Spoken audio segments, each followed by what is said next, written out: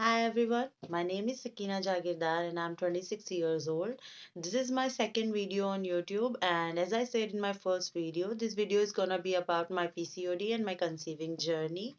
So first of all, let me tell you, every 8 out of 10 girls have PCOD, and PCOD is not a disease, it's a hormonal imbalance condition, which means it can cause to anybody and it is incurable actually. So I'm going to share with you my story. My story started when I was in 11th grade and I got my period really late comparatively to other girls in my class. They got them in, I guess, ninth grade or in 10th grade. So I was really worried and I told about it to my mother and she took me to a gynec. And उसके बाद मैंने 3 साल तक वो treatment लिया। उन्होंने मुझे बताया कि आपको पीसीओडी है, एंड उसके बाद मेरी शादी हो गई। And after marriage I didn't give it much needed attention because नई जगह में और नए लोगों में एडजस्ट होना इट टेक्स टाइम।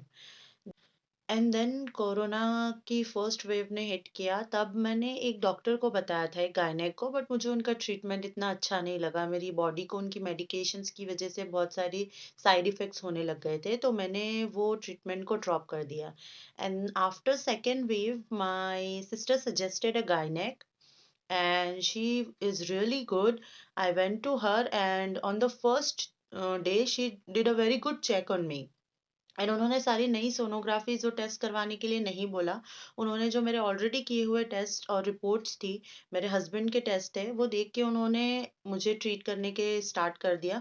उन्होंने बोला कि हम पीसीओडी को ट्रीट करना और जो आपको कंसीव करना है दोनों साथ में हो सकता है, इट इज पॉसिबल। सो अगर आप चाहते हैं तो हम वो कर सकते हैं। And I at that point of time I wanted a baby also, so उसके बाद मैंने उनका ट्रीटमेंट 1 महीने तक लिया। 1 महीने के बाद जब उन्होंने सारी सोनोग्राफीज़ की तो उन्होंने मुझे बताया कि आपके एग्स नहीं बनते हैं, that means you are infertile.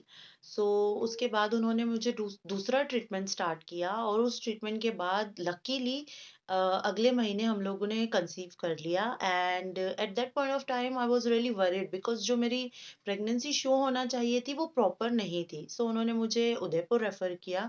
मैंने उदयपुर चेकअप कराया तो उन्होंने बोला it is too early in your pregnancy, so you have to wait for another week. So अगला एक हफ्ता और निकला। उसके बाद आई रिमेम्बर सुबह 6 बजे हम लोग उठ गए थे, मैं और मेरे हस्बैंड, लेकिन मैंने 7 बजे चेक किया। चेक करने के बाद हम लोग वापस गायनेक के पास गए और उन्होंने बताया कि हाँ आप प्रेग्नेंट हैं।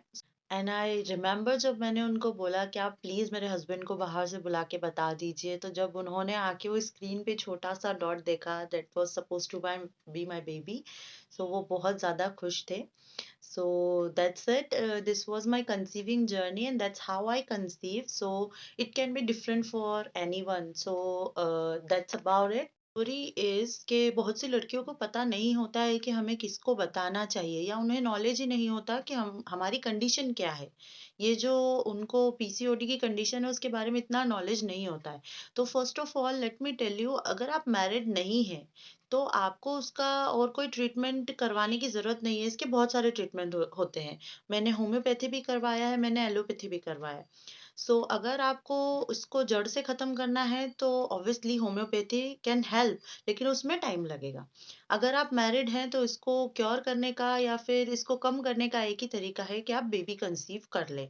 बेबी कंसीव करने के बाद बहुत सी विमेंस में ख़त्म हो जाता है और बहुत सी विमेंस में रहता है लेकिन कम हो जाता है। सो अगर आप मैरिड हैं और आप कंसीव करना चाहते हैं तो सबसे बेटर ऑप्शन है कि आप एलोपैथी की तरफ जाएं, किसी गायनेक को बताएं और वो जो मेडिसिन्स देंगे उससे आपका पीसीओडी क्योर होने के बाद आप आराम से कंसीव कर सकते हैं।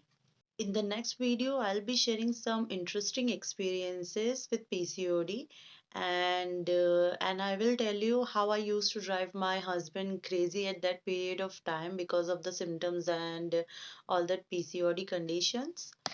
So thank you guys. If this video helped you in any manner, so please like, share and subscribe. See you in next video. Bye bye.